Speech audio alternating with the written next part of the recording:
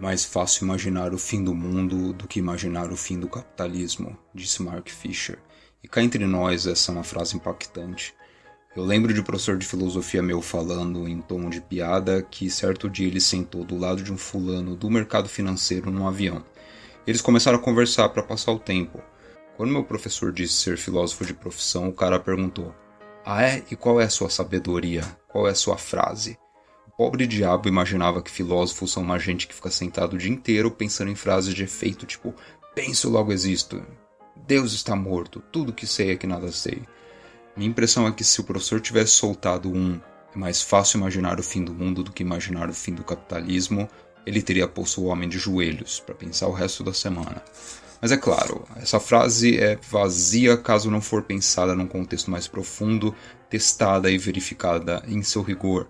Gente como Slavoj Žižek, que admirava o trabalho e a pessoa do Fisher, fez isso em partes em seu trabalho de análise da cultura do cinema de Hollywood e deixou mostras convincentes de que a cultura pós-ano 2000 é uma cultura de gente que desistiu de pensar no futuro criativamente. Nós somos muito diferentes de nossos avós, dos hippies, ou dos avós dos nossos avós. A gente pegava na enxada em um mundo majoritariamente rural, mas que conseguiam imaginar um mundo diferente, menos incompleto daqueles em que viviam. Alguns acreditavam em redenção pela religião até, pela realização do reino dos céus em suas vidas. Qualquer pessoa de olhos abertos hoje sabe que nem as culturas religiosas mais têm combustível para se indignar com a depravação deste mundo. Antes elas aceitam qualquer bandidinho de quinta categoria ungido pelo pastor como Messias. E quando suas promessas não dão em nada, essa gente toda se contenta com as promessas para uma vida para além desta. Isso tudo é algo que o Mark Fisher anuncia em seu livro Realismo Capitalista, um livro sobre uma época, a nossa época, em que vários acidentes e projetos deliberados competem para a criação de uma realidade em que as pessoas vivem sua vida como se fosse uma fatalidade, em que a história, aquela grande aventura da humanidade, ela acabou, e pela primeira vez as regras do jogo estão postas para sempre. Nada vai mudar, talvez a democracia neoliberal se torne um pouquinho mais justa, a violência seja controlada e tal, mas no fim, todos os modos de vida, de governo e de experiência já foram testados por você, no seu lugar. Tudo que você deve fazer é se acomodar na sua cadeira, fechar os olhos e esperar pelo despertador tocar. Mark Fisher diagnosticou esse estágio de mundo de uma forma pessimista, de certa forma, mas vamos tentar entender como colher algo desse pessimismo. Nem tudo é horroroso neste contexto. Mark Fisher é o mesmo cara que atuou como um entusiasta da cultura do lo-fi, que viu o potencial de mudança e reversão revolucionária como se fosse uma luz no fim do túnel. Felizmente ele não conseguiu certificar se essa luz no fim do túnel era alguma forma de redenção ou era só um trem vindo atropelar todos nós. Mark Fisher faleceu em 2017, mas suas palavras e sabedorias estão aí. Nessa conversa, meu amigo Guilherme Henrique me acompanha para colocarmos o Fisher no divã e pensarmos os usos de suas teorias para as nossas próprias lutas em 2021. Hoje a gente fala do Mark Fisher, chegamos finalmente na obra-prima dele, né, a obra mais conhecida, é o Realismo Capitalista. Eu lembro que você foi a primeira pessoa a me falar dele por causa desse livro até, né? Isso antes de 2010. Lembro que nosso interesse na época era mais falar sobre a questão do pós-punk. Ele é um cara que fala muito sobre música, o pós-punk, até drum and bass, até jungle, várias coisas que a gente gosta e sempre ouviu, né? Mas ele dá ele faz uma abordagem desses estilos, dessas manifestações culturais via filosofia, que é uma grande novidade. Tirando Simon Reynolds, eu acho que ninguém faz isso com tanta propriedade quanto ele. E claro que com o suicídio do homem, o Realismo Capitalista é um livro que volta à tona. Ele foi lançado no Brasil agora em 2020, né, pela Autonomia Literária. E o Fischer começou a aparecer como um filósofo neomarxista de estatura e autoridade, tipo de um Jameson, de um Slavoj Žižek. São todos caras que conheciam ele, que respeitavam ele muito, inclusive. Só que ele não foi exatamente um filósofo profissional. Durante boa parte da vida dele, ele era o crítico de música, ele escreveu para a NMA e várias revistas de grande porte, assim, né? Ou como professor de escola normal, lá em Londres, né? A molecada mesmo. Ele, no final da vida dele, ele conseguiu cargos na academia, assim, no College of London. Eu sei que ele deu um curso. E a minha pergunta é, essa posição de outsider que ele tem influencia no estilo dele, nas contribuições? É uma vantagem que ele tem, em que medida? Ah, cara, eu acho com certeza. Acho que por ele ser um outsider, ele, assim, por mais que esteja dentro da academia, tem todo. Ele estava inserido, né, nesse meio, teve todas as discussões. Eu acho um filósofo muito decente. Tipo, ele tem uma liberdade tão grande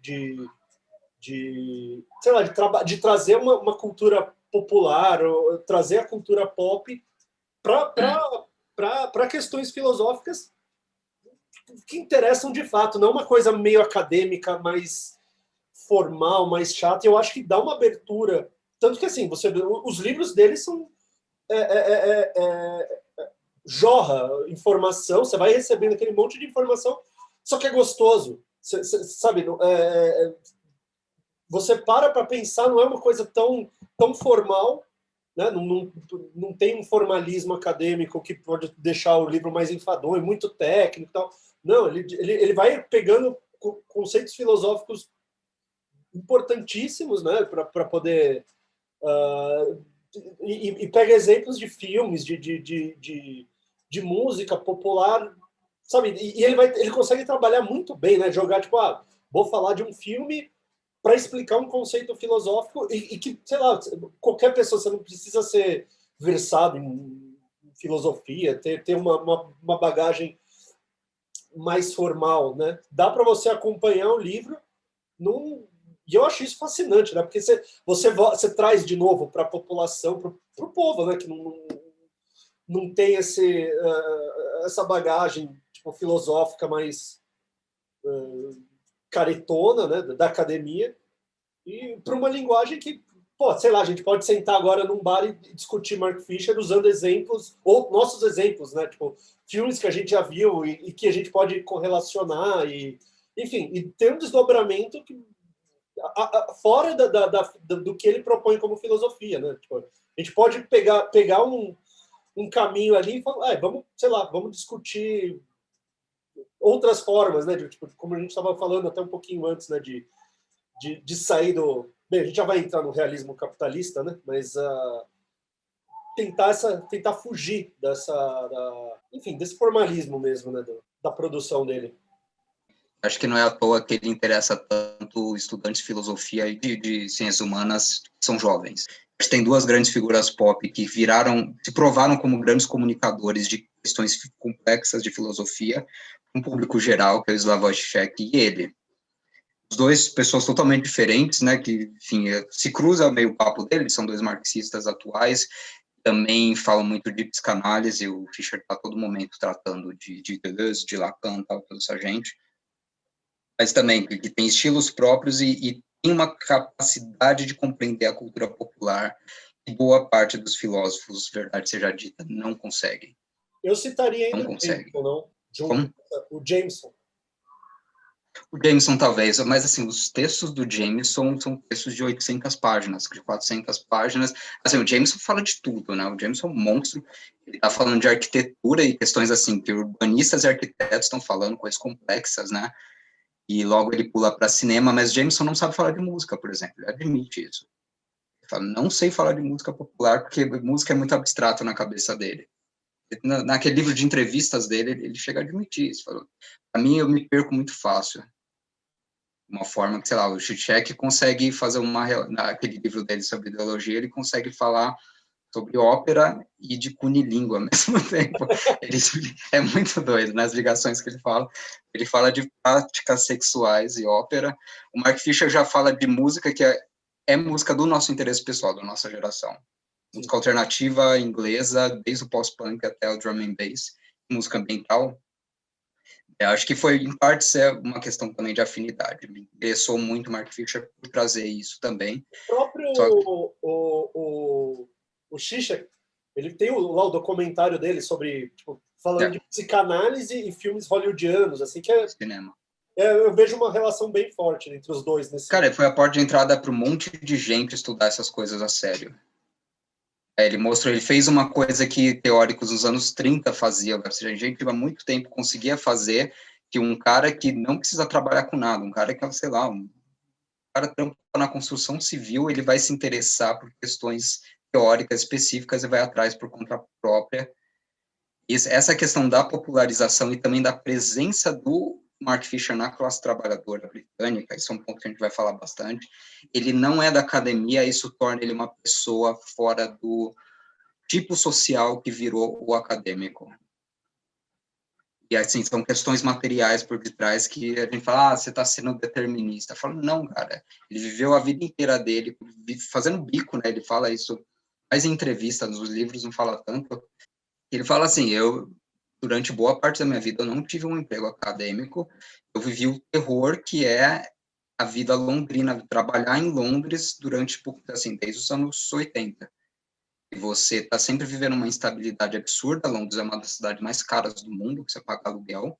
Isso torna a cultura de Londres uma cultura em que as pessoas elas não têm tempo para nada, elas estão exaustas o dia inteiro. E ele descreve que Londres é a cidade que tudo acontece, está borbulhando um monte de coisa, só que nada acontece ao mesmo tempo. É um monte de gente se desviando uma da outra para chegar a seus objetivos patéticos e redundantes, né? Que, sei lá, a vida do trabalho é um monte de tarefinha que você vai riscando, assim, mas que não tem uma coerência, um plano geral a ser seguido, se não gerar mais grana para a porcaria do seu patrão, né? Eu falei, eu vivi isso e vivi uma época do que ele chama de pós-Fordismo. Esse é o conceito central aqui do contexto. É assim, a gente pensa o Fordismo e o que é aquele capitalismo tradicional que é descrito, que você trabalha na indústria, geralmente você é um trabalhador das 9 da manhã até as 5, 6 da tarde, e é uma vida, beleza, é uma vida de exploração, etc., só que existiu uma estabilidade que se perdeu com o neoliberalismo. Até pela questão do capitalismo se tornar muito mais internacional, começar os projetos de terceirização, né, de outsourcing, muito forte, tipo, a mão de obra londrina, no caso dele, ela foi para a China, né, tipo, ele virou uma dinâmica totalmente diferente de como gerar produtos básicos, indústria da agricultura, a configuração de Londres, ele fala, virou uma coisa totalmente diferente, cheio de pessoas que são empreendedoras, para usar o termo ridículo da moda. São, o que faz o cara que trabalha, o trabalhador MEI, como a gente é? Você não tem um horário para parar de trabalhar, você tem uma instabilidade absurda que você, todo o tempo que você não está trabalhando, é um tempo que você está perdendo dinheiro na sua cabeça. Sabe? Tipo, eu vou ver esse filme aqui, mas puta, eu tenho tanta coisa para fazer, eu preciso pagar aquela conta que eu não sei nem se eu vou ter grana no final do mês. Isso cria uma temporalidade na cabeça das pessoas totalmente diferente, um tipo de subjetividade diferente. O Fischer teve a sensibilidade para falar sobre isso melhor que qualquer um, porque ele nunca teve emprego fixo na academia ganhando bem. A parte dos professores universitários desses anos 90 e 2000 talvez tinham essa estabilidade. Hoje até ela está caindo, né? Eu acho que essa sensibilidade que vem das condições materiais mesmo, que ele desenvolveu a vida dele, permite ele falar muito da depressão, do regime psíquico que muita gente está vivendo na Inglaterra atual, né? E falar também dessa nova consciência de classe, como que ela pode surgir. E é uma consciência de classe sobre o tal do realismo capitalista, né? Antes de falar sobre esse conceito, eu queria só propor um negócio para servir de ponto de partida e talvez uma contribuição um pouco nova nossa, não que a gente descobriu algo novo, mas que eu não vejo muito sendo pontuado antes de se discutir Fischer, que é a diferença entre teoria e filosofia. Uma coisa que faz muita diferença a partir dos anos 70, né? Filosofia é aquela coisa que tem mais um caráter sistemático. Você tem, sei lá, você pensa os grandes filósofos, vai, Kant, Hegel, Marx e tal. Existe um interesse de construir um edifício que reproduzisse o funcionamento estrutural das coisas. Por isso que Hegel ele vai ter um livro sobre ética, um sobre política, um sobre teologia, outro sobre estética, né? Porque melhor ainda se for tudo junto, você conseguir criar um grande sistema para tudo junto. E esse virou meio o caráter da filosofia e sua tradição. Em teoria, é como se fosse uma filosofia freestyle, né? Ela é muito mais especulativa, talvez. Ela é de gente que veio do que a gente chama de pós-modernidade, mas também de pós-marxistas, né? O Jameson é um cara de teoria. O Baudrillard é um cara de teoria. O Derrida é um cara de teoria. O Deleuze e o Guattari são caras de teoria. O Foucault também, né? Porque na teoria seu interesse é você cavocar um pouco a realidade, montar um quadro breve e temporário de um aspecto dela. Eu estou ilustrando aqui esse aspecto específico, eu vou criar um conjunto de teorizações e que você, leitor, leitora, vai poder ver isso e ver se tem alguma coerência com a sua experiência. É isso, só que ele é fugaz, né? É diferente de criar um sistema. O Deleuze-Guattari faz isso a todo momento, pensa os 1000 platôs, né? São ideias jogadas, assim. E por isso que até isso que a gente falou, de você poder pegar música popular e gerar uma teoria, um filme, igual o Zizek faz muito bem, gerar teoria. Isso é um fenômeno dessa nova modalidade textual que eu estou chamando de teoria aqui. O Jameson chama de teoria, né? Eu acho que o Jameson é o cara que melhor divide essas duas coisas, tal. O Mark Fisher faz isso falando nesse livro específico sobre a falta de crença generalizada no desenvolvimento dos nossos modos de reprodução de vida. Existe uma falta de crença de que vai mudar em algum momento a forma que a gente vive hoje. Isso é o realismo capitalista em partes. E interessante é que ele fala que existe uma contradição aqui, porque se você pensar de onde que veio o capitalismo, é um pensamento liberal, iluminista. Esse pensamento é um pensamento totalmente progressista. Pensa, sei lá, Adam Smith, Stuart Mill, né? Eles acreditavam que existia um desenvolvimento, e eles viam isso com bastante empolgação, que tinha um desenvolvimento que as coisas iam melhorar, que o capitalismo está provando que ele consegue enriquecer as populações, levantar países devastados de uma época que era pouco efetiva, né, em termos econômicos, e existia um grande otimismo generalizado. O neoliberalismo faz, primeiro, ele é uma crise do capitalismo, só que ele cria uma ideologia tão profunda que as pessoas nem pensam na possibilidade de progresso, mas elas nem contam com isso. Tipo, pensar frases de grandes políticos, desses líderes do pessoal mais conservador, tipo Churchill, era alguém que falava nada com nada o tempo todo, e tem aquela frase famosa que você conhece, né, que tipo, democracia é o pior sistema possível, com exceção de todos os outros, né, tipo, é a pior bosta que temos aí, então vamos ficar com ela, meio isso, uma frase totalmente vazia. Não quer dizer nada, né? Nada. E assim, um cara que, o seu trabalho, filho da égua, como político, é justamente resolver problemas. Não é falar isso, eu desisto de procurar novas fórmulas, porque é o que tem aí, gente. Eu herdei do passado, né? E a Thatcher fez isso muito também, né? Ela fala, tipo, não existe saída. Acabou. Não existe nem sociedade mais, olha aí, existe sua família e você, chapa. Existe um projeto muito forte, muito organizado de destruir todas as noções básicas que levavam a um pensamento de progresso. A destruição da classe é uma delas, do que é a classe trabalhadora, né? E a outra é também a destruição do que a gente tem como sociedade nesse modelo iluminista. Né? Tem eu acho que até o que você estava falando no outro vídeo, né, sobre classe média, a gente pode correlacionar muito com essa visão.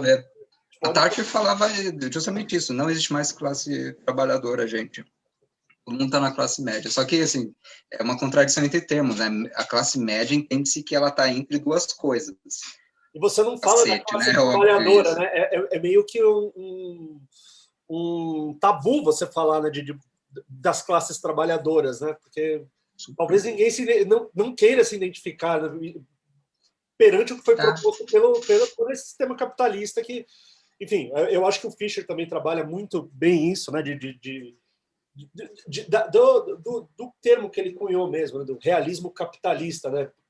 Parece que a realidade é isso, assim, as novas gerações elas nem cogitam, né? Ele cita isso no livro, né? Embora eu não concorde com isso, mas de fato, assim, num plano geral, faz sentido o que ele fala, né? Sobre o realismo capitalista. Como definir isso? A gente pode usar a maneira como ele usa também, né, de tentar a definição entre realismo capitalista e pós-modernidade. Sabe? Legal, ele não gosta do termo pós-modernidade. Ele não gosta do termo pós-modernidade.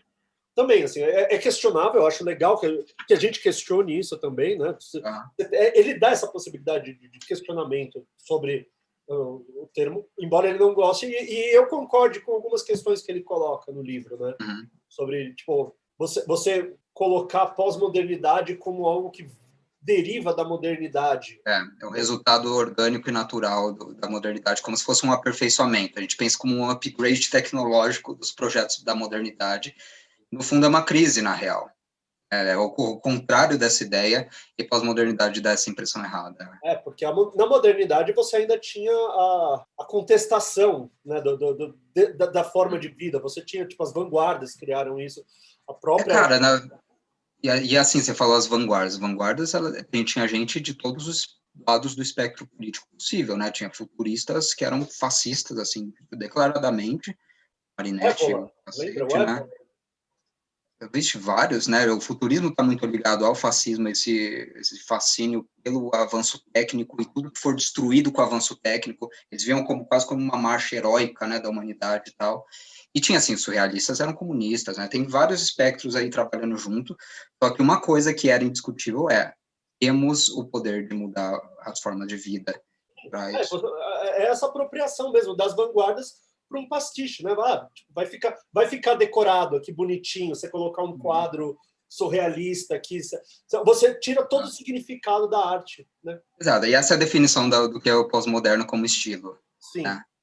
Justamente você transforma, foi um momento em que o sistema econômico conseguiu transformar todos esses estilos em estilos. Porque existe algo de muito orgânico. O pessoal da Bauhaus estava fazendo só Bauhaus. Isso para eles, isso é vanguarda. O pessoal do surrealismo na França, a mesma coisa. Para mim, isso é vanguarda, esse é o grande avanço que eu estou pegando lá da psicanálise e falando sobre sonho, experimentando com drogas e falando sobre isso e pensando na formação de uma nova subjetividade.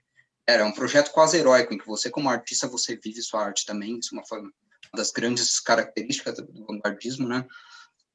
E o que a pós-modernidade faz é transformar isso no estilo como se fosse uma roupa que você veste certo dia. O ensino das artes, eu acho que tem muito a ver com isso. A gente também tem um ensino que tenta igualar as coisas. É simplesmente assim, eu tenho um catálogo como se fosse uma arara de roupas. Eu tenho aqui o cubismo, eu tenho o surrealismo, eu tenho o dadaísmo. Basta você, artista, fazer uma aula aqui de dadaísmo, estilos, fazer seus ensaios durante uma semana. Na próxima você pula. E você define o seu estilo. Ele falou, produto dessa geração que está aprendendo artes e enxergando a história, que é mais importante, dessa forma, você iguala tudo, o que a gente chama de pós-modernidade, esse ecletismo esvaziado de sentido.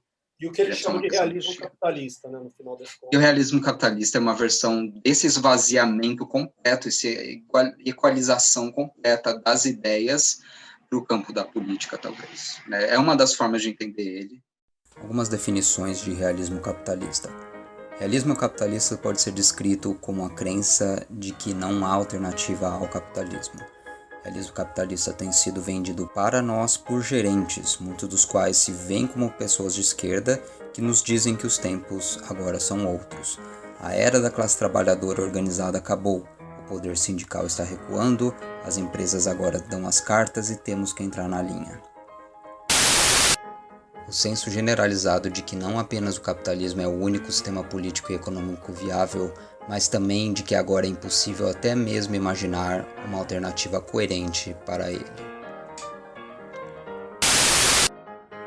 O realismo capitalista, tal qual eu o entendo, não pode ser confinado à arte ou à forma quase propagandística de como a publicidade funciona.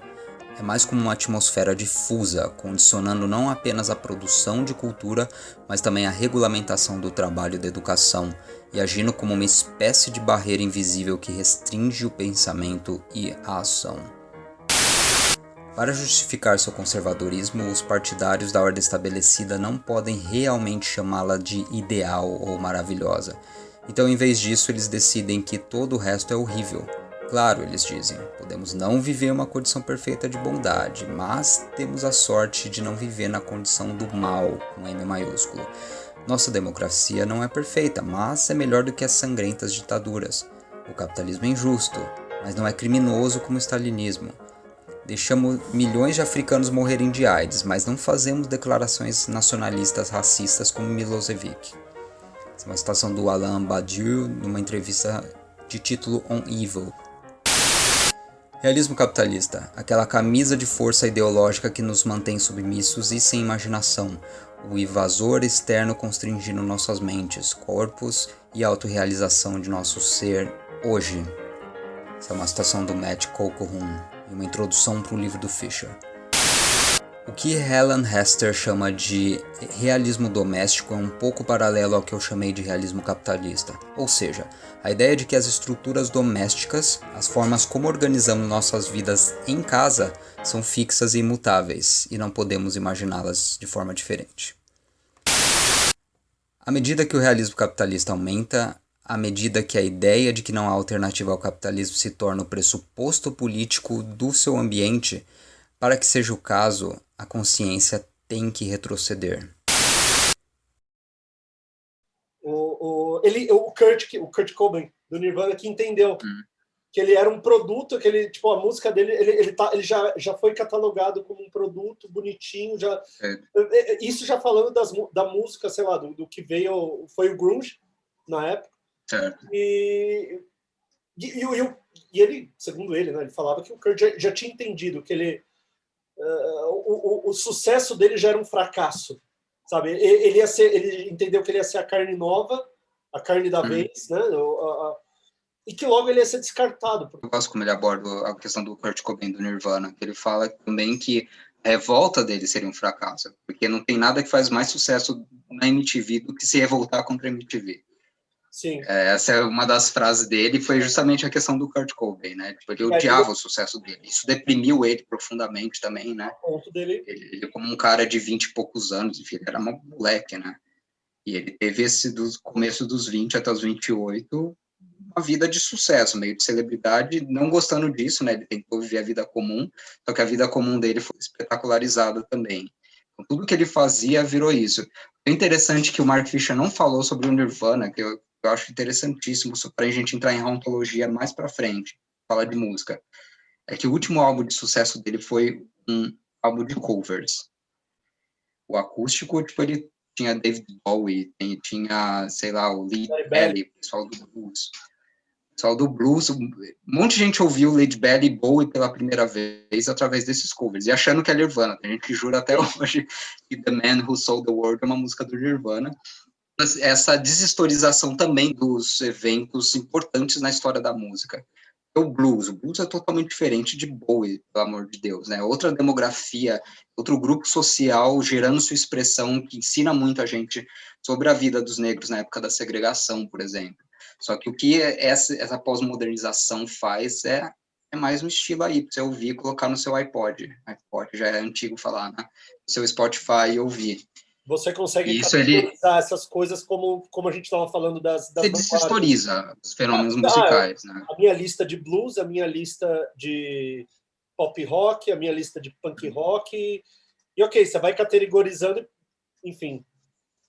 Isso da música, parte do tesão, entender a história por detrás de tudo, entender que foi a humanidade e as classes diferentes que foram gerando essa música, a partir de suas experiências individuais. Existe uma historização profunda. Então, estudar jazz e blues sem entender o contexto, assim, é esvaziar. Sim. Achar que é um manual de estilos sendo aplicado por uma gente talentosa, legal, mas é isso. Mas o avanço tecnológico também dá essa possibilidade, como, por exemplo, foi o hip hop, né? A gente já pode começar a falar do começo do hip hop, que era samplear trechos de música e criar uma nova em cima, mas de algo já existente, né? Você consegue... Isso também pode estar engendrado com o realismo capitalista. Top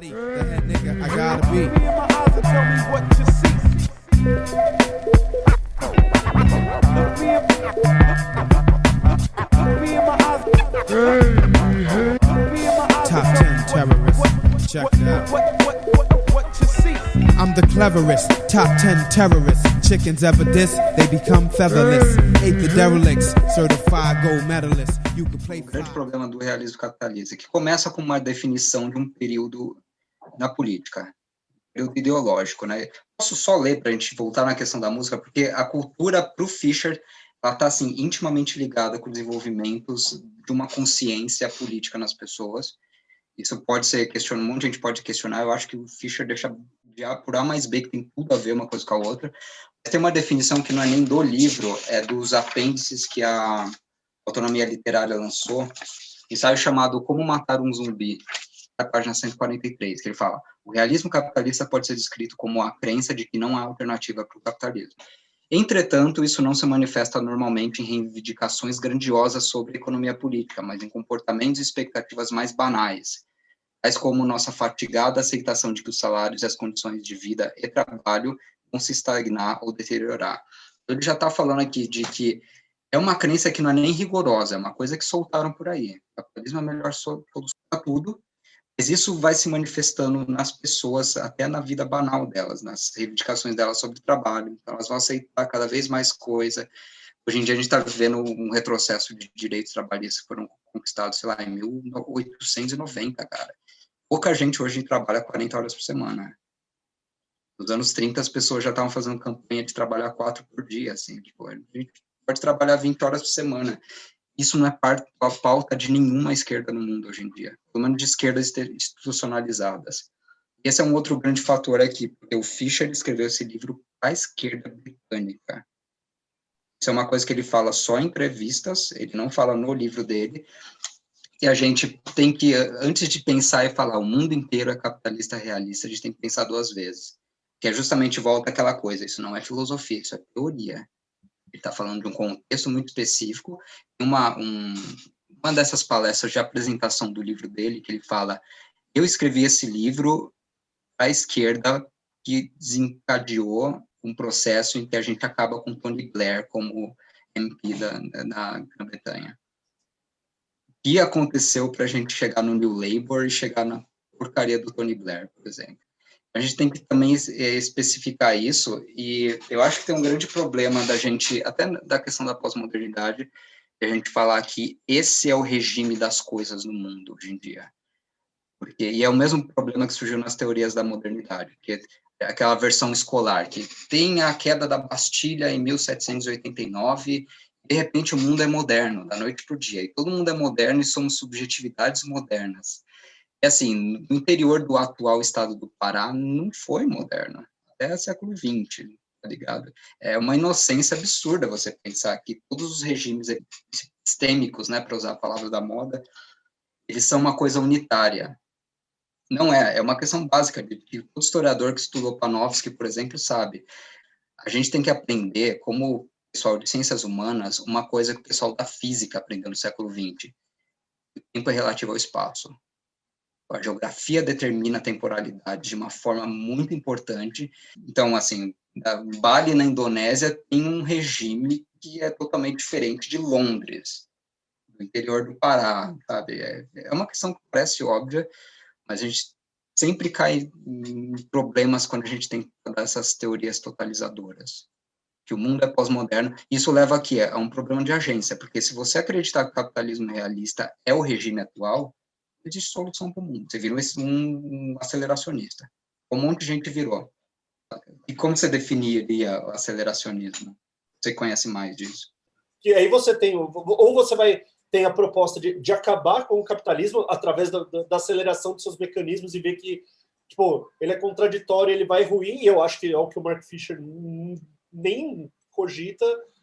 Pelo contrário, né, que ele já abre o livro falando que é mais fácil o fim do mundo do que o fim do capitalismo.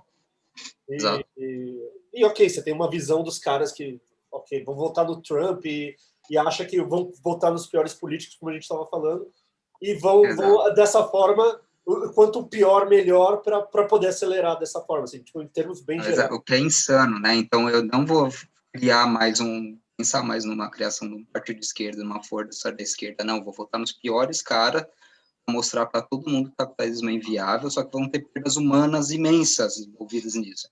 Acho pior ainda os aceleracionistas que apostam na destruição da natureza. Eles têm uma catástrofe que vai matar milhões de pessoas, assim, vai ser, assim, impensável continuar o capitalismo. Vai ser a única solução, vai ser superá-lo. Isso, assim, é uma saída absurdamente insana e suicida para a questão do realismo capitalista. O Fischer está tentando outras vias, é claro, né? Partes porque eu acho que ele tem essa consciência de que existe uma geografia diferente do neoliberalismo. Ele fala que Londres é o grande laboratório neoliberal do mundo. Londres, Nova York. E Londres chegou um momento que ele fala aquilo que a gente falou inicialmente, mas que as pessoas só trabalham para pagar um aluguel ridículo, para morar em 15 metros quadrados e voltar para o trabalho mais, e as pessoas não têm tempo mais para nada. Ele fala, inclusive, que o fato do squatting ter sido controlado em Londres, a polícia, assim, desceu o cacete se você quiser invadir uma fábrica abandonada, um apartamento abandonado e ser um squatter, isso acabou com o punk rock. Fala que o punk rock tem tudo a ver com políticas urbanas aplicadas na Londres no final dos anos 80 para frente. Hoje em dia é impossível surgir um punk rock na Inglaterra, em partes por isso, porque você não tem, assim, meios de vida possível para você ter um monte de gente junta que tem tempo livre e gera uma cultura de protesto como aquela.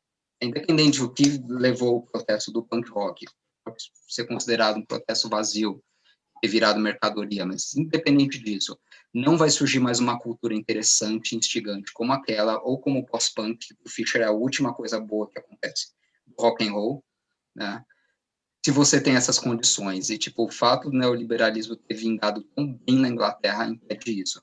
Só que eu queria puxar o Jameson, porque o Jameson ele tem uma abordagem parecida quando ele fala de terceiro mundo. Ele tem uma teoria do terceiro mundismo que ele desenvolveu nos anos 2000, mais ou menos. Ele fala, o primeiro mundo não inventa mais coisas culturais interessantes há décadas. É um fato. As pessoas estão se enganando se elas acham que algo de novo vem do primeiro mundo. O que a gente tem na cultura pós-moderna, capitalismo tardio, é uma cultura de museu. É o primeiro mundo olhando para suas grandes conquistas do passado, com aquela displicência meio contemplativa, esquisitinha, assim, mas, tipo, olha que grandiosidade a nossa civilização. Só que você não cria porcaria nenhuma há muito tempo. E o que você faz, como a gente... Também não. Tem tudo a ver com a mercadoria, transformar em mercadoria. Sim. Só que como que funciona ainda esses mercados? Pensa o mercado da música. Você canibaliza a música da classe trabalhadora ou do terceiro mundo. E o Jameson fala isso abertamente nas entrevistas dele. Os Estados Unidos só não é um caso em que isso é completo, porque eles estão roubando as músicas das suas minorias indígenas, negras e latinas há muito tempo, reinventando sua música popular a partir das contribuições dessa gente, que é uma sociedade de segregação. Então, eles conseguem ainda fazer isso. A cidade londrina é um pouco diferente, eles ainda não conseguem, embora você vai ouvir grime hoje em dia, é música de influência jamaicana.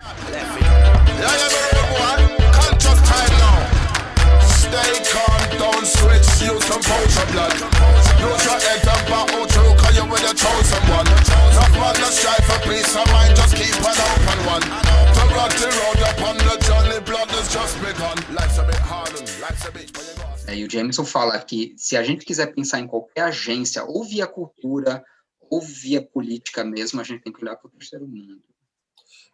Aí que entra uma importância de dividir as geografias, e por isso que o aceleracionismo é uma coisa provinciana, porque você está imaginando que o mundo inteiro é igual a sua cidadezinha da Europa. Não necessariamente ela precisa ser do terceiro mundo, ela pode ser de classes, é aí que você você renova uma consciência de classe que se perdeu com isso, né? Porque, enfim, a gente está vivendo um momento de proletarização pesada, até de classes educadas, até acadêmicos, até tipo, médico, até advogados estão se dividindo entre classes porque está acabando o emprego de um monte de gente. É isso por vários motivos que a gente não vai falar aqui, mas é a questão do pós-fordismo. Ele está ilustrando a realidade desse mundo, só que a gente continua cindido como classe, achando que todo mundo é classe média, ou que vai chegar lá, ou que a nossa incompetência pessoal não permite que a gente tenha um emprego agora, né? E ele fala muito disso, principalmente no capítulo 2 do Realismo Capitalista, falando como a depressão é uma das epidemias da nossa época também, justamente porque é uma geração, várias gerações, na verdade, que internalizaram esse senso da iniciativa privada, iniciativa individual, eu tenho que investir em mim, na minha educação, para conseguir um emprego, então se eu não conseguir isso, não tem nada a ver com economia. Nada a ver, é simplesmente o meu fracasso, pessoas internalizando isso e se tornando deprimidas.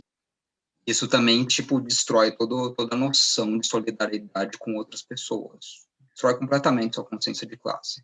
Uma das saídas que ele coloca, e aí que esse livro não mostra totalmente esse lado otimista, mas o Fischer tem um lado de soluções palpáveis que ele propõe em outros campos, é justamente isso, a gente tem que criar uma consciência de classe e existem mecanismos para isso. Entender o que está acontecendo é o primeiro passo. Esse é o caminho dele, é o caminho do Jameson também. A gente precisa deixar bem claro o que é esse contexto, o que é a depressão que as pessoas estão vivendo, o que é a pauperização de classes educadas.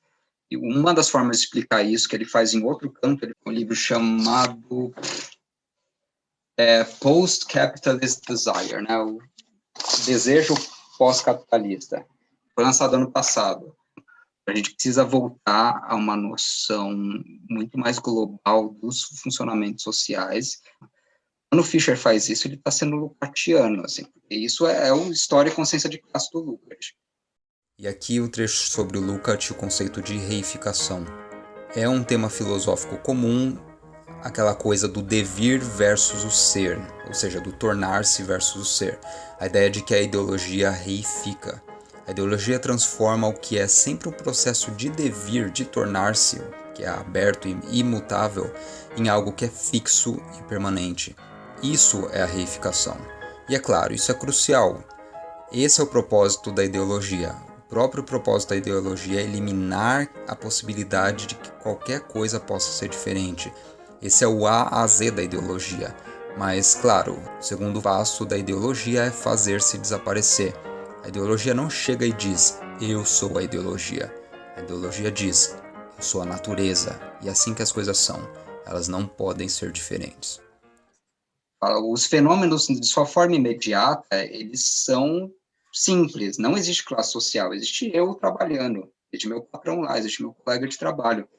Você tem que ter uma visão muito mais totalizante da sociedade para entender. Está explicado porque meu patrão age assim e meu colega age assim e eu ajo assim. Porque se você ficar só nesse nível banal do imediato, sem uma compreensão mais totalizante das coisas, a Thatcher está certa. Não existe classe social, existe você e sua família trabalhando.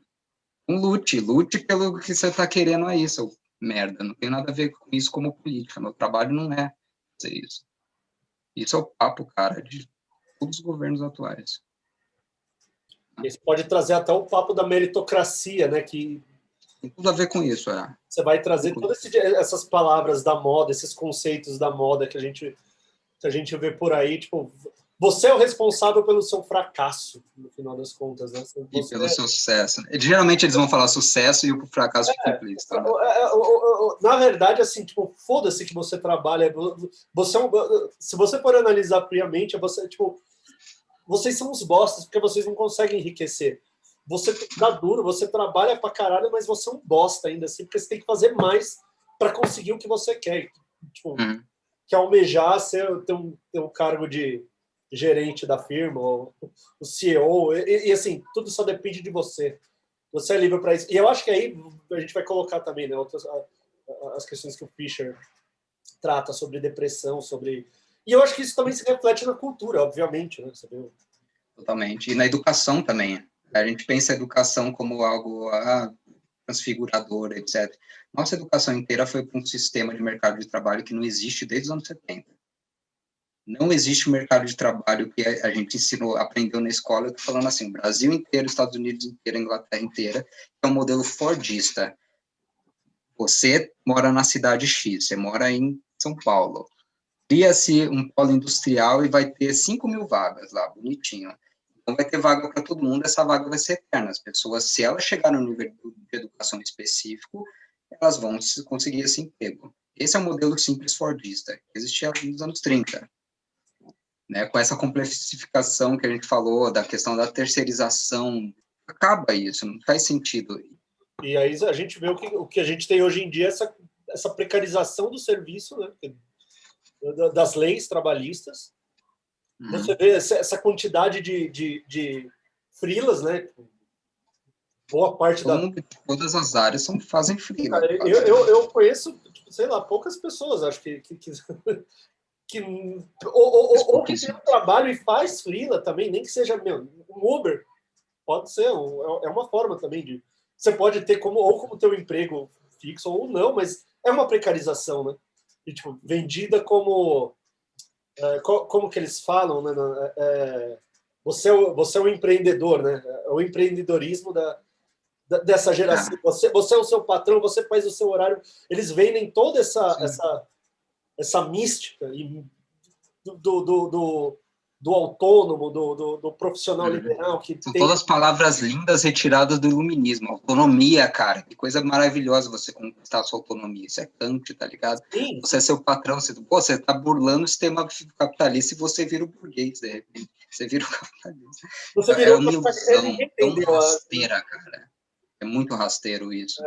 Justamente isso aí. Isso é o grosso da ideologia, né? Mas que um monte de gente cai, mesmo não caindo, às vezes, nos termos e nas promessas específicas, mas a gente tem que se adaptar a esse modelo. E tem a ver com o começo do que a gente falou, cara. O Fischer, ele se viu no momento da vida dele que ele tinha que fazer isso. Era professor, ele tinha que dar aulinha por aí, igual eu fiz durante boa parte da vida. Você fez na sua área, né? Algo parecido. E o que resta é uma economia de gig, que eles chamam, né? Só de trampinho picado que você pega por aqui, por ali, via seus contatos, os direitos trabalhistas acabam, toda essa noção de temporalidade, você tem um tempo de lazer, o tempo de trabalho acaba, você gera uma sociedade doente. E o Fischer está propondo algumas soluções. Uma delas é, tipo, a questão do espaço da cidade. Posso só voltar nisso? Eu acho isso muito importante. Uma, então, se a gente for resumir, é tipo uma reconstituição das nossas noções de subjetividade. Isso envolve autoanálise, isso envolve ler e conhecer melhor sobre a sua sociedade, trocar ideia com seus amigos, né? A segunda é uma coisa que ele fala bem no começo, legal que ele começa falando do filme, o Children of Man.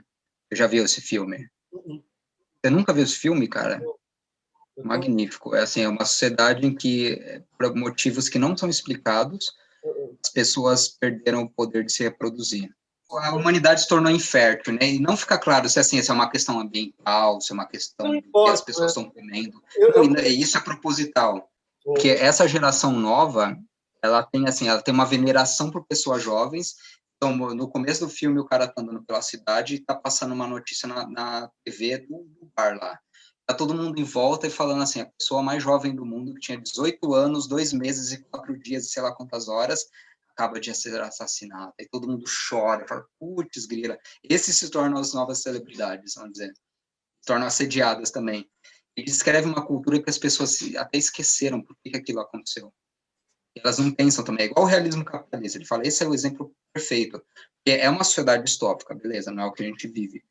Mas é tipo, as pessoas elas estão envolvidas nas suas crises, no seu senso de crise constante, e elas se esquecem de pensar em origens e soluções a partir das origens. Isso é a gente. E ele começa o livro falando sobre isso, né, de forma magnífica, ele faz isso muito bem. E ele fala sobre espaço público. Eu queria ler só esse trechinho. Ele fala que, nesse filme, o espaço público é abandonado. De fato, mostra uma Inglaterra em que as ruas são muito perigosas. A sociedade se torna um negócio muito perigoso que as pessoas ficam violentíssimas por causa disso, né? Afeta a cabeça dela. Fala, neoliberais, que são os realistas capitalistas por excelência, celebraram a destruição do espaço público. Pensa Thatcher, né? Fica em casa com a sua família, essa é a sua vida, tal. Bem, então não espere uma nova cultura progressista vindo de Londres. Essa é a grande questão. Também, porque, assim, essa realidade que ele está colocando, Londres, todo mundo trampa, as pessoas não têm mais o mesmo tempo que tinha na geração dos ravers, ou, sei lá, do post-punk, do punk, de ir para a rua, viver a vida da cidade, tipo, encher espaços públicos. Isso está meio acabando. Enche espaço público é morador de rua e polícia, saca? Então, isso, assim, em São Paulo não é assim. Está mudando o espaço público em São Paulo, mas, assim, eu vejo que São Paulo, em comparação, sei lá, deixa eu dar outros exemplos. Nova York e São Paulo não é assim, as pessoas estão na rua o tempo todo, gente jovem. Em alguns lugares da cidade, subúrbio não, nem sempre. Mas, assim, onde eu moro aqui no interior do Paraná, cara, ninguém está na rua, tempo nenhum. Campinas foi uma cidade que eu morei, infelizmente, no interior de São Paulo, mesma coisa. Ribeirão Preto, mesma coisa. Existem ainda cenários no mundo em que isso ainda acontece. Então, mas só uma coisa, Jacó. Você falou que em São Paulo as pessoas estão na rua, mas o espaço público ele é transitório.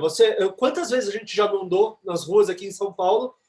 Você consegue um lugar, uma praça para você sentar, para o espaço de convívio. Eu achei muito legal quando eles fecharam lá a Paulista para os carros, né? E as pessoas meio que confraternizam na Paulista, que é uma zona central. Porra, você anda por quilômetros aqui em São Paulo, você não acha um banco para sentar.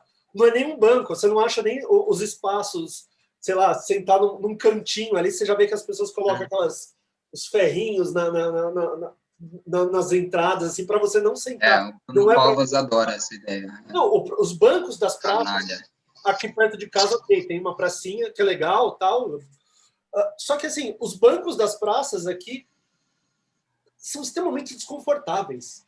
sabe, é tipo um concreto todo revirado, ondulado, que você fica sentado, você não tem apoio para as costas. É meio que assim... Sabe que é sistemático isso. Sim.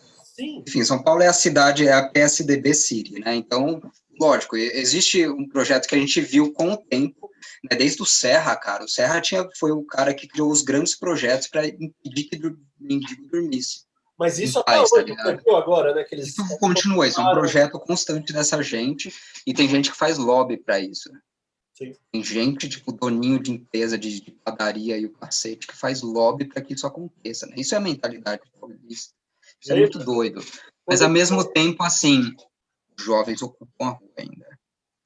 Ainda ocupam. Mesmo com isso, eu vejo uma efervescência até cultural, cara. Não compare a cultura de São Paulo com a cultura de Campinas, que é uma cidade grande.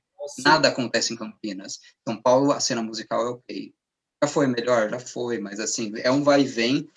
Ainda existe, assim, um resquício disso, isso que eu tô falando. Nova York, mesma coisa. Amsterdã, mesma coisa. Berlim, cara. Pensa Berlim. Jakarta, né? Tipo, várias cidades pelo mundo ainda existe, assim, essa efervescência. Resgatar isso, resgatar a fórmula para que isso exista, talvez seja uma saída que o Fischer propõe nas aulas dele, não nesse texto. Eu acho uma ótima ideia. A outra é a questão das teorias do terceiro mundo do Frederick Jameson, é olhar para outros lugares, porque, de fato, a gente tem uma grande ilusão de que nós vivemos uma cultura internacionalista. O internacionalismo neoliberal é incompleto. Isso tem tudo a ver com algoritmos. Pensar assim, o que você conhece do mundo?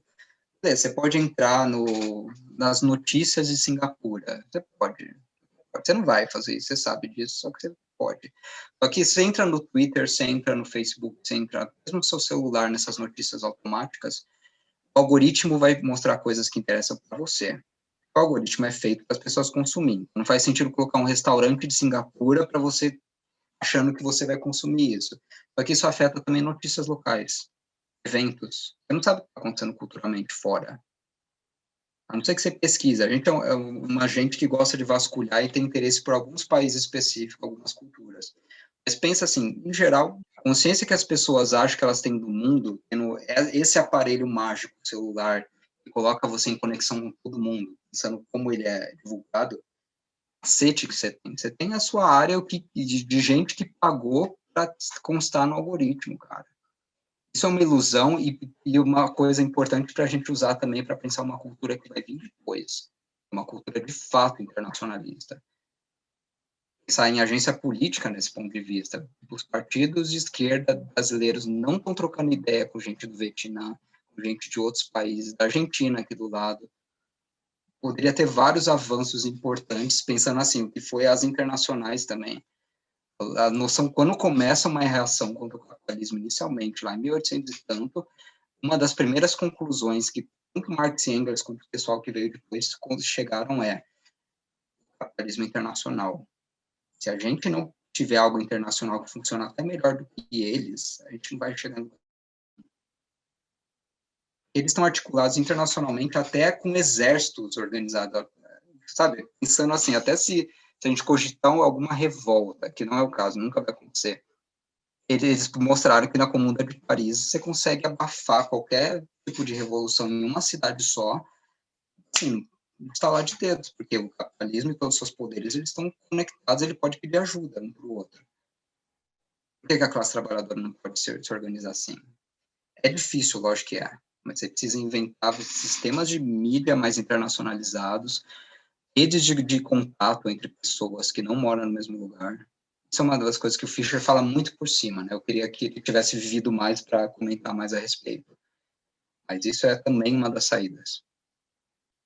Pronto. Não, eu tava pensando sobre, sei lá, o monopólio também da força, né? Que a gente vive dentro do capitalismo e a classe dominante, consequentemente, tem o monopólio da força. Ok, é do Estado, mas a gente sabe que a polícia não está aí para o trabalhador, né? Não está aí para... Ela não está defendendo os interesses da classe. Lógico que não. Eu acho que pensar nisso em termos de enfrentar o monopólio da violência que é as polícias é suicida, assim, não faz sentido nenhum. Não é o caminho, porque a polícia também é parte da classe trabalhadora. totalmente vendida e totalmente, assim, se pensar no nível de alienação ideológica de quem comprou esse papo que vem de cima, a polícia está num nível bem alto, lógico. Então, e pensando Mas também, que a nossa polícia tem a hierarquia militar, né? A gente não tem nenhuma polícia civil direito. É uma polícia militarizada. É uma mentalidade boa que... parte do mundo. Né? Sim. Não, tipo, não estou falando que a polícia europeia é melhor por não ser militarizada como é a nossa. Eu acho todas as polícias muito eficientes, no final das contas. Claro que é muito eficiente, cara. Você tem o controle da população. Você tem o monopólio da força. A militarização é uma forma de organização, né? Ela é poderosa, enfim, ela tem origens históricas fortíssimas, né? Começando com Napoleão, que criou meio a estrutura da militarização ligada ao poder do Estado e a identidade sua como cidadão francês, etc., né? Militarização até hoje da green card para o pessoal estrangeiro ilegal nos Estados Unidos. Né? Então, mas e é interessante que essas poucas teorias de transição do capitalismo para algo diferente que existem hoje, e uma pessoa que está falando cada vez mais sobre isso, e eu tenho certeza que ele vai escrever um livro sobre isso, é o professor Alisson Mascaro. O Fischer fala um pouco também da possibilidade de transição, né? Como conseguir imaginar um futuro diferente. E fala da militarização geral da população. Assim, não é militarização para pegar em arma. É a questão, o que é militarização nos países? Pensando no Brasil, é você ter plano de saúde garantido, é você ter um salário que é estruturado e tem garantias muito melhores do resto da classe trabalhadora e que são difíceis de enfiar o dedo. Se um novo político que vier assim, de esquerda quiser enfiar a mão nos benefícios dos militares, ele está perdido. Mas o que a China fez em parte isso, ela tornou todo mundo enfermeira, todas as enfermeiras, elas são parte da força militar. Com os benefícios militares, a enfermeira não vai pegar em arma, não é isso que eu estou falando. Mas é tipo começar essa igualdade estendendo esse tipo de instituição forte que já tem um passado histórico. Isso é uma das soluções, assim, ela é cheia de problemas, mas é uma ideia que eu estou ouvindo direto, porque isso dissolve a força policial. O policial está no mesmo nível de você, ele vai ser julgado pelos mesmos parâmetros que você também em corte, se ele exercer violência policial. E é o que não acontece, o policial mata gente a todo momento e sai de boa. Aí recebe bronquinha do superior. Nota de repúdio. Saca? Essa é a forma de dissolver uma instituição como essa, segundo algumas propostas, né? O Fischer não fala isso, tá? Mas eu estou trazendo outras teorias de transição para a gente pensar isso, porque, assim, a grande questão do livro Capitalismo Realista, o realismo capitalista, desculpa, é uma ilusão, e não é uma fatalidade. Achar que é uma fatalidade é parte do problema. Sim. O termo realismo é central aqui, né? Eu saí das letras, então não tenho que falar sobre isso, é um termo tirado da literatura, né? Tem um grande debate entre os realistas e os modernistas no século XX. Tem duas figuras, que uma é o Roman Jakobson, pessoal da semiótica estuda, né? Você chegou a estudar ele?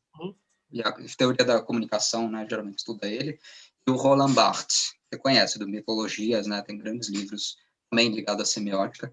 E foram dois caras que no século XX eles apontaram o dedo para os realistas como ao ceticismo, falando assim, como vocês têm tanta certeza do seu realismo, né? Você não acha meio pretensioso achar que vocês chegaram a uma fórmula de realidade transparente e fiel, igual gente desde o Balzac fazia, só porque vocês são literados munidos de certas ciências novas? E o contexto do realismo, assim, realmente um contexto que tem muita gente que se viu como uma vanguarda, porque agora eles tinham duas grandes ciências, ajudavam eles a ter uma visão muito mais transparente e clara do mundo. Uma era o darwinismo. Darwin foi muito influente na literatura nessa época. Eles falaram, começou uma ciência que descobriu um bocado de coisas sobre a evolução do ser humano e a gente vai aprender cada vez mais sobre o que é o ser humano e pensar até uma determinação do ser humano por causa dos seus genes, do seu ambiente. Então, a gente vai criar uma literatura que tem uma vantagem sobre toda essa gente da ciência. Eles estão presos ao discurso da teoria. A gente tem uma coisa muito mais livre chamada romance, a gente consegue tratar da vida pessoal das pessoas, mas também pegar esse nível infraestrutural, assim, tipo, os bastidores da vida social das pessoas e criar grandes quadros de realidade que vão educar o mundo. Né? É pretensioso pra cacete, né? E o pessoal no século XX começou a falar, vocês sabem que é tão assim, né? Vocês não estão exagerando um pouco? Boa parte das ciências que esses realistas acreditavam, tipo malthusianismo, eugenia, alguns deles acreditavam, se provaram como ciências falsas, né? Simplesmente sem base científica nenhuma. E parte do aprendizado que a gente teve é que também as ciências não são espelhos duros do mundo. As ciências têm seu desenvolvimento, suas lacunas, né? E não dá para você confiar 100%. Então, gerou-se uma crise epistêmica muito forte nessa época. É difícil acreditar até nas próprias ciências, ainda mais nas ideologias, né? A gente tem que gerar uma forma de discurso um pouco mais maleável, que é o modernismo. O Fischer parece estar do lado dos modernismos aí. E ele julga como capitalismo realista. Como realismo capitalista, eu estou invertendo toda hora. É justamente isso. É algo que se propõe como super realista, mas que se a gente olhar bem, você vai ver. No caso, é por ideologia. It's pure ideology. No Ghost of My Life, aquele outro livro do Fischer, ele escreve o realista capitalista como um depressivo que jura que sua conclusão sobre o mundo é correta. E sua depressão justifica isso. Então, aquela gente que está rindo lá é um bando de gente enganada, eles não sabem de nada, né? Eu que sou depressivo, eu sei o que é a realidade real, é essa coisa que está me assolando. É uma patologia. Eu não sei se é só uma ilusão, né? Por que as pessoas compram esse papo de que não podemos pensar num futuro diferente? É só comodismo, é só ilusão? Que outros fatores você acha? O comodismo seria, lógico, um fator. Ok, a coisa foi, de certa forma, gradual. Você vai continuar trabalhando, você vai querer, no teu tempo livre, nesse ritmo maluco que a gente vive, você vai querer pensar numa solução para sair disso, sabe? E ainda mais sozinho. Sabe? Você precisa de uma organização, você precisa ter interlocutores para te ouvir, para ouvir outras ideias. Isso não é um trabalho do caralho, né? E assim, uma exaustão envolvida nisso, né? O próprio regime de trabalho gera uma exaustão. Exato. E tem uma proposta em cima disso, né? Tipo, cara, não fica pensando em bobagens utópicas para...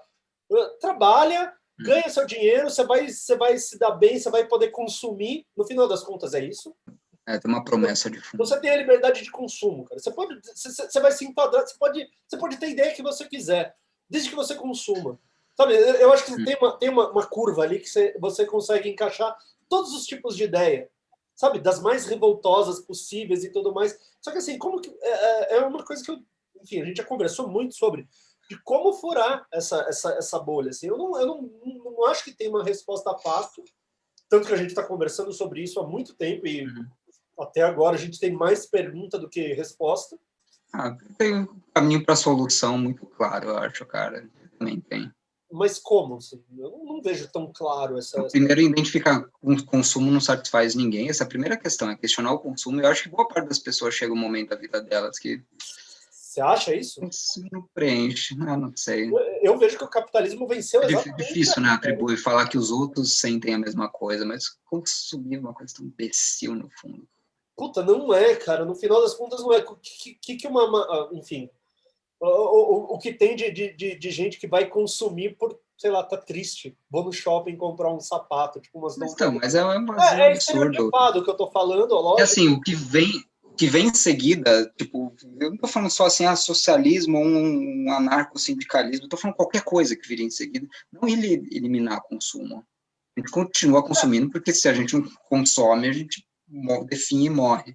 Talvez não esse consumo opulento, né, de coisas necessárias, mas assim, nenhuma sociedade que se propôs a partir do capitalismo pagou isso. Não é bem a parte da problemática. E as pessoas justificam por isso, né? Como vai acabar o consumo, como vão tirar isso de você, vai tirar o brinquedinho da sua mão. Você precisa consumir, lógico, você vai trabalhar, você vai consumir o que... Enfim. Vai acabar o regime de trabalho, é justamente isso, é uma questão de distribuição e regime de trabalho, é só isso. Só isso, né? Isso é grandioso, lógico. Porque, assim, e a grande questão é que você está consumindo cada vez menos, chapa. Isso que está acontecendo com o neoliberalismo. É uma sociedade de falta de coisas, né? Tipo, provou-se que você precisa de boa parte da população precisando de coisas e penando para conseguir isso, para se controlar e ser controlada. Dando o consumo também, né? Você vai tendo cada vez mais, sei lá, agora a gente não tem mais teto de amianto, mas Você tem as coisas estão, enfim, teu celular, eu tenho certeza que se cair no chão ele vai quebrar, vai dar um trabalho Sim, do a caralho. precarização das Você... coisas. Então, é tudo muito... Você não faz mais produtos duráveis, né? Você tem já a obsolescência programada nas máquinas mesmo. Você já... Pensando até no serviço, cara. Os serviços também não são efetivos. Não são. Cara, o que é serviço de atendimento ao consumidor, sabe? Tipo, assim, os serviços, eles são montados para não serem efetivos e gerar perda de tempo e impaciência, assim. Tipo, isso que...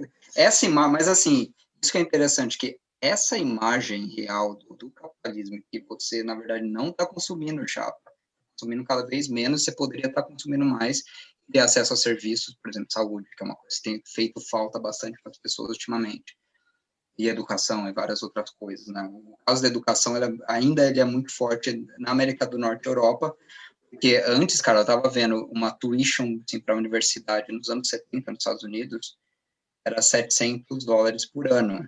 Hoje em dia é 13 mil o mesmo curso. $13 mil por ano, assim, tipo, as pessoas estão saindo endividadíssimas, isso é uma coisa que vai acontecer no Brasil também. Sim. Ainda não aconteceu, mas, assim, é outro serviço que estão tirando da sua mão, saca? Assim, tem que deixar bem claro um quadro de sociedade que você só está sendo enganado, mas tudo que você está falando que você tem, que é o consumo, o prazer do consumo e qualidade e uma variedade imensa de produtos, tudo isso é falso. Igual o internacionalismo do neoliberalismo é falso, não é internacional. Igual a liberdade dele é falsa. Você não é livre, nem um pouco. Igual o realismo dele é falso. E aqui entra o Fischer pesado, acho que boa parte da tese do livro dele é isso. Não existe nada de realista nisso, né? É o que ele propõe, assim, não é para você abraçar essa ideia de uma forma categórica, né? De, tipo, é isso. Não, não é. Você tem essa visão e você tem alternativas, né? Ele falando isso para a esquerda, isso é voltando ao que a gente falou. Para a esquerda, sim. A gente está dentro desse recorte do que o livro foi, para quem ele foi escrito. Né?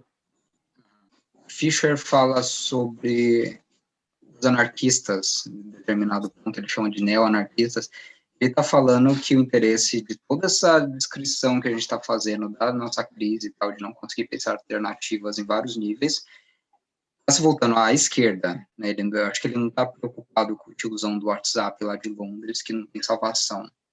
E não tem mesmo, a gente tem que começar uma organização não contando o cara fascista que dá um tiro na sua cara. E ele descreve aqui no Como Matar Zumbi, que é o apêndice do livro da Autonomia Literária, página 148, diz o seguinte: o perigo da crítica neo-anarquista é que ele essencializa o Estado, democracia parlamentar, caso da Inglaterra, e a mídia convencional, entre aspas. Essas coisas não são estáticas, porém, fixas para sempre. Isso é importante. A economia, ele poderia adicionar aqui, ele faz isso em outro canto. Você fala a economia com E maiúsculo, assim, cara, não é, são várias economias, várias forças econômicas competindo contra os trabalhadores, saca? Existe uma brecha para todas essas coisas, essa é a questão. A questão da mídia é outra, tipo, existem mídias alternativas, existe a possibilidade de mídias alternativas. Eu não estou falando assim, vamos criar um novo Twitter e competir com o Twitter, não vai dar certo, sabe que não vai dar certo. Questões óbvias, né? Mas, assim, mídia convencional, tá? Ele colocou entre aspas. O exemplo clássico aqui é da Min's TV, é tipo um Netflix da classe trabalhadora, socialista dos Estados Unidos. Né? Você assinou por um tempo. Eu assinei, mas eu tô tão pobre que eu tive que assinar por um mês e ver tudo que eu consegui, assim, né? Depois eu vou querer assinar outro mês e fazer isso, porque o dólar tá muito caro, né? E tá difícil. Na próxima a gente eu adorei, cara, é uma programação, assim, que eu falo, todo mundo que participa da classe trabalhadora, porque, assim, o cameraman, ou o cara que faz os roteiros das coisas, ou o pessoal que faz os cartoons, e tem cartoon lá, ou os jornalistas que trabalham nas notícias, todo mundo, eles cortam a fatia. Eles estão, né, tipo, eles fazem pagamento justo para os criadores de conteúdo em geral. Tem gente que é criador de conteúdo do YouTube, mas bem profissional, e está no canal também, saca? Mas que também libera no YouTube para quem quiser ver e não quiser pagar. Então, essa é uma forma de economia muito diferente que já é pós-capitalista, de certa forma. Existem formas de economia pós-capitalistas operantes hoje em dia. Na agricultura existe, o MST faz isso constantemente, de pensar novas formas de distribuição muito mais justas, que é a forma do futuro. E a gente tem que olhar para isso também. Não imaginar que a Rede Globo, para de ser essa porra, cara. E vai apoiar essa gente também financeiramente. Né? Você está usando os próprios mecanismos. Você está usando. Tá o áudio? Tá. Você está usando os mecanismos do próprio sistema para tipo, para sua causa, né? Para a causa, pelo menos, que a gente defende. Causa... E a mídia, assim, é um mecanismo de comunicação social incontornável. Assim, vai existir mídia a partir desse formato que a gente tem muito tempo, muitos séculos. É uma coisa incontornável, justamente porque a gente tem uma complexidade social que precisa de um órgão que transmita mensagens, tem tecnologia para isso. E não, a mídia não é burguesa, necessariamente. Não é a mídia... 100 pessoas, ela é pura estrutura, você faz o que você quiser com ela. Sim. Lógico que a gente tem as mídias e mídias, né? Mas ela é formada por trabalhadores, no final das contas, né? Tipo, o que seria da família fria sem os jornalistas deles? Ok, você tem... Tipo... Sim, igual tudo, igual o Estado também. O Estado é isso. Então, no fundo, é só pessoas, né? Mas, lógico, existe uma compreensão maior do que essas pessoas fazem e o efeito do que elas fazem. Esses efeitos são programáticos, porque a gente falou da questão de classe, né?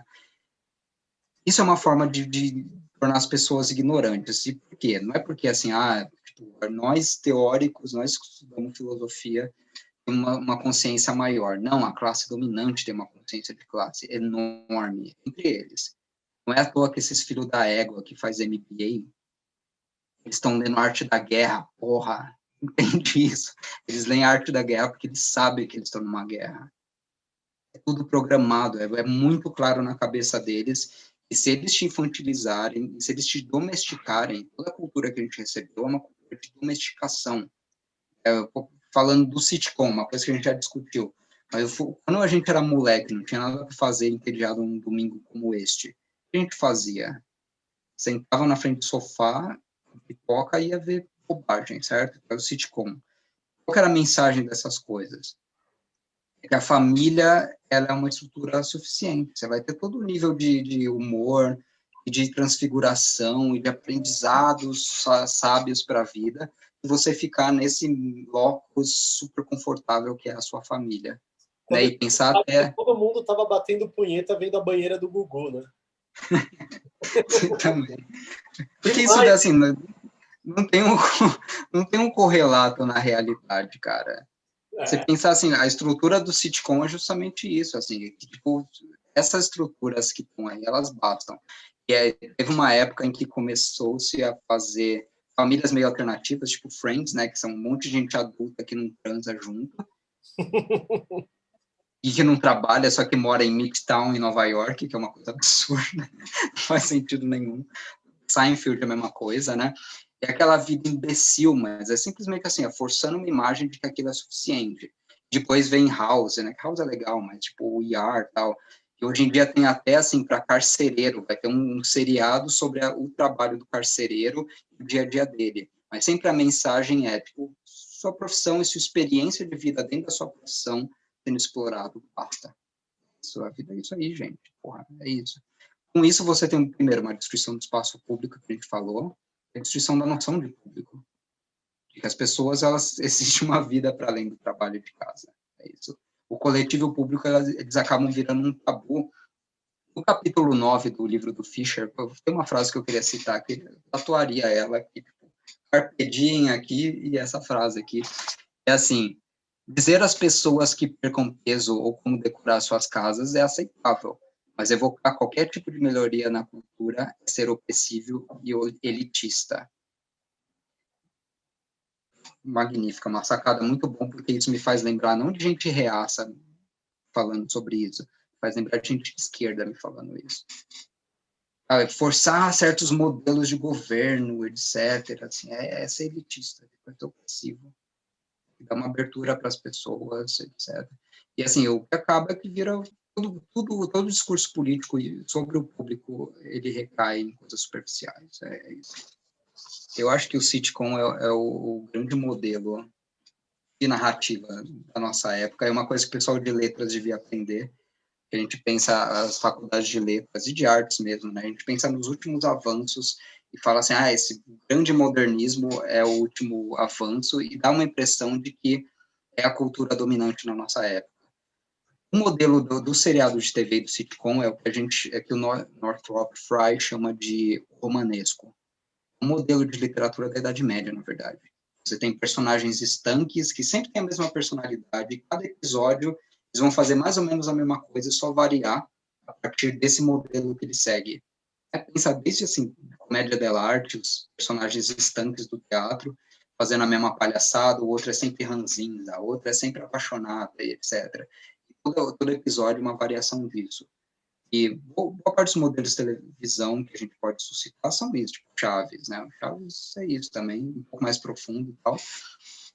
Mas, assim, That 70 Show, Seinfeld, Friends, tudo da Sony Television para frente, até no Netflix, boa parte. É isso, essa é a forma de narrativa que convence as pessoas hoje, e é sempre aquele modelo. Né? Só que a gente precisa interpretar esse modelo direito, entender que Seinfeld é uma alegoria do purgatório, não é uma vida legal para se ter. É uma vida horrível, cara. Você já viu a teoria do Chaves, né, também, né? Tem várias super legais, eu acredito em todas. O Chaves é fantástico, eu acho que o Chaves é muito decente, assim, na sua proposta, e é muito mais inteligente do que essas coisas. Não, e você já viu as entrevistas com o Bolanhos? Ele cara, ele era muito bom mesmo, né? A gente tem uma cabeça boa. Tipo, as alegorias que ele cria lá, tanto para o Chaves quanto para o Chapolin, né? Os personagens dos Chaves são todos ou da classe trabalhadora, e geralmente os despossuídos. É tipo a viúva, o cara que só faz bico, ou a dona Clotilde, que ela trabalhava, né? Mas ela era aposentada. Sim, a bruxa 71. O moleque que não tá largado na vida tal. E o seu barriga é o vilão no meio. Né? Sim. É o que vai lá encher ele não é nem o capitalista, ele é o pequeno burguês, na real, né? Mas que se acha o capitalista. E o professor é o PMC, né? Tipo, é a classe um pouco mais educada, que não se reconhece como classe trabalhadora, se põe como uma autoridade comunitária, mas é um otário que se fode também. Como a Dona Florinda, né? A Dona Florinda também acha que ela não pertence àquele meio lá, só que ela mora ali. Usa de militar, chapa. Ela recebe pensão de militar, cara, de marinheiro, no caso. É muito louco, né? É um cenário muito... Pô, é verdade, né? Ela era casada com um marinheiro. Agora, eu nunca tinha me ligado nisso, né? E o Kiko fica vestido de marinheirinho, né? Kiko é um simulacro de um marinheiro, uma coisa assim, se você pensar o clichê do que é a personalidade militar, ele é o oposto, ele é um moleque mole pra cacete, né? Bundão, tem medo de tudo, exato. Muito doido, né? Não, fantástico. Chaves é bom. Voltando a falar da esquerda e seus descaminhos, você mencionou a coisa da pós-modernidade, porque o Fischer não gosta desse termo. Eu acho que ele tem uma razão muito séria para falar isso, porque a questão da pós-modernidade, pensando nas suas definições do Lyotard para frente, ela tem meio, às vezes, ela tem um tom de comemoração. Então, nós das ciências humanas atingimos um rigor que a gente vai evitar falar de verdades, de grandes verdades. Isso é uma coisa do passado e a gente aprendeu a desviar dessa falácia, que é a falácia do essencialismo. Então, a gente não vai falar das grandes narrativas mais, nos termos dele. Grandes narrativas são as experiências do século XX, né? Então, as vanguardas, os grandes projetos políticos, tipo o socialismo, o comunismo soviético, o nazismo, ou etc. A gente vai ficar nesse nível neutro. É uma ilusão já. Isso volta, a área da política é o que a Hannah Arendt fez, que é essa esquerda liberal. É a maioria do pessoal que está eleito. E assim, esses dois grandes projetos, né, os dois lados, o comunismo e o nazismo, eles chegaram longe demais e, tipo, inevitavelmente, eles recaem em barbárie. Ela não pensa em nada que tem no meio, né? Ela não pensa em experiências socialistas que deram certo, por exemplo, que estão aí até hoje. Ela sempre cai em barbárie. Então, a gente vai ficar nessa coisa meio aqui, que vai ser o liberalismo, a democracia e tal, e, tipo, é isso. E eu vou chamar tudo o resto de totalitarismo. Como se o que a gente vive hoje não é um totalitarismo ridiculamente escancarado, né? Você pensar totalitarismo, todo o Estado atual é totalitarista, do ponto de vista técnico. Pensar que tinha as leis e, tipo, a estrutura de direito brasileira está sendo burlada a todo momento, cara. Ficou muito claro esse último golpe que aconteceu. Eles conseguem, a lei está lá, mas não quer dizer que ela vai ser obedecida. Simplesmente uma questão de inventar desculpas e soltar para o povão. E aí, olha isso daí, seus trouxa. Vou nem falar de Inglaterra, o que a Inglaterra tem feito, né? Todo o processo do Brexit e tal. Estados Unidos nem se fala da era Trump, desde a era Obama também, o que tem se feito com a lei deles, né? Mas, assim, é uma ideia muito falsa que cria uma falsa neutralidade, tanto no nível epistêmico, que é o que os pós-modernos fazem, que encadeou em Derrida, por exemplo. Você consegue escrever um livro de 400 páginas e não falar nada, não chegar a nenhuma tese. É só especulação, é só joguinho de palavra, e eu acho... O Fischer odeia o discurso do Derrida, ele fala no começo do Ghosts of My Life, né? Ele tem toda a razão, cara. É só ser com Locke, o cara não chega a lugar nenhum. Por pudor. Um pudor de não chegar a grandes verdades e ser essencialista e ser taxado como tal. É tipo uma cultura vazia na filosofia. Na política, o Hannah Arendt e companhia, né, que não enxerga que o que sobra quando você não tem grandes projetos, é a ideia de criar grandes projetos, é a mesmice do que está aí. É um grande projeto iluminista, aliás, né, mas ela ignora isso. Sei lá, é muito doido, cara. A gente vive uma impunidade total e a gente sabe, cara, que Faustão ou Hulk vão ser os próximos presidentes do Brasil, porque a Fiesp decidiu. Enfim, a gente vota, a gente tem nossos... Mas não é só isso. Não é só isso. É importante ter a esquerda no poder. Acho que tipo, as poucas coisas boas que aconteceram nesse governo atual vieram do PSOL, principalmente. O PSOL tem feito um trabalho decentíssimo, assim. O auxílio emergencial é um deles, né? Mas, ao mesmo tempo, tudo isso é atribuído e acaba sendo apropriado pelo inimigo. Vamos dizer, o pessoal da Segunda Internacional já tinha aprendido isso, a gente está voltando atrás, né? O pessoal da Segunda Internacional não aprendeu isso, né? Mas a gente devia ter aprendido com eles. A questão. O Jameson, só acabando essa coisa que a gente está falando, de não escolher o termo pós-modernidade, o Jameson foi o primeiro que realmente, ele falou, vocês estão tratando pós-modernidade como se fosse, primeiro, uma evolução do moderno, suas falácias, seus descaminhos, e segundo, vocês não estão tratando como estilo, simplesmente. E ele propôs isso. A pós-modernidade é a lógica do capitalismo tardio, só isso. É o subtítulo do livro dele, famoso, né? É uma crise, ele propõe ela como uma crise da qual a gente tem que sair. E o Fischer está nesse caminho. Certo. Isso tudo que a gente falou é só sobre o capítulo 1 do Fischer, né? E ele tem esse... Está começando o livro. Eu acho louvável o fato de que ele nunca lançou um livro de mais de 200 páginas, nunca. Todos os livros dele têm 140 páginas. Esse tem 88 no original, é bem pequeno, né? Aqui, é super conciso. A versão que saiu aqui tem as notas, tal, é maiorzinha, né? Tem umas 200 e pouco, é. É 200 e tantas. O que tem mais páginas, o K-Punk lá, que é, na verdade, uma coisa que ele não lançou, né? São textos recolhidos do blog, saiu... tem 500 tantas páginas, mas não foi algo que ele lançou. Tirando esses dois que a gente já citou, né, o Ghost e o Realismo, você leu algum outro? Eu li esse Post-Capitalist Desire, desejo um pós-capitalismo.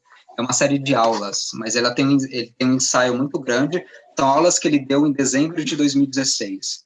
Uhum. Ele se matou um mês depois. Ele nem acabou esse curso. Antes de voltar no período letivo seguinte, ele se matou. Essas aulas dão soluções para o realismo capitalista, né? Elas são importantes para complementar. Elas estão, eu acho que, disponível em áudio na internet. Foi um aluno que gravou, a editora pediu para ele os áudios para transcrever e lançou bonitinho, editado e tal. Legal. Muito, muito bom. Acho um complemento fantástico.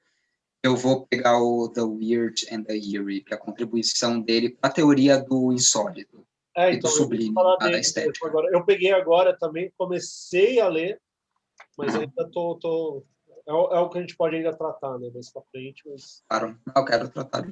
O Ghost of My Life, eu acho que é o próximo passo, né? A gente pode fazer um episódio sobre a depressão, que é o capítulo 2 até o 4 do livro, mas o Ghost of My Life é um livro sobre depressão também. Que ele fala do nível superestrutural. Ele fala o que a música está fazendo em relação a isso.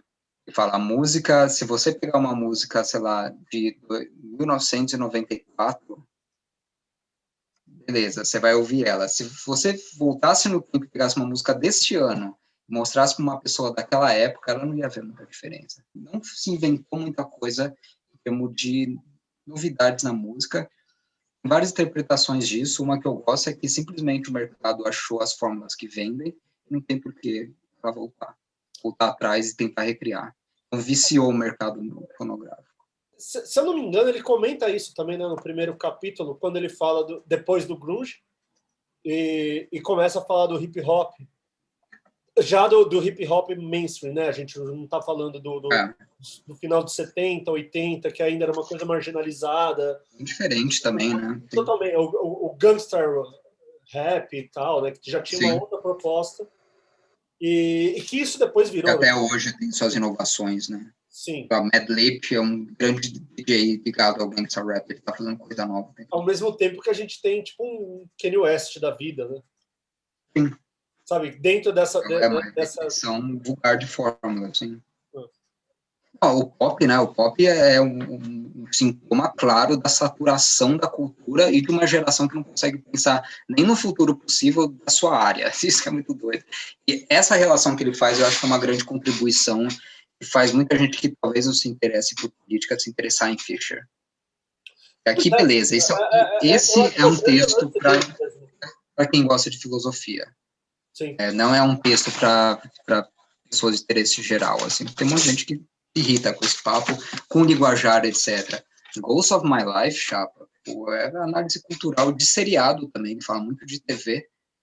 A BBC, ele fala sobre o conceito de modernismo popular, ele fala como os modernismos e todas suas técnicas ganham um formato popular e virou programas de TV e canais de TV, tipo a BBC, tipo a Rede Cultura. Tipo, várias manifestações artísticas musicais. Não, a própria MTV, se você for ver, também... MTV, Liquid Television... Lembra? Liquid Television é pura estética vanguardista, cara. Com tecnologias da época, né? Voltando de Era novo, muito legal e formou uma geração também específica, que foi a geração que acabou logo com a passagem para a pós-modernidade. O comecinho da pós-modernidade. Né? É o período que ele trata ali, né? Tipo, os anos 80, né? Quando ele começa a falar no livro.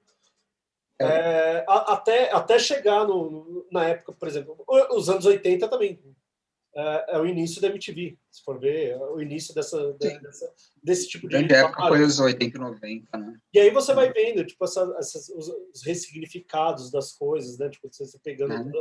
E aí depois eu acho que já dando um ensejo para o próximo, né, episódio, que a gente vai tratar de ontologia já, mais aprofundado.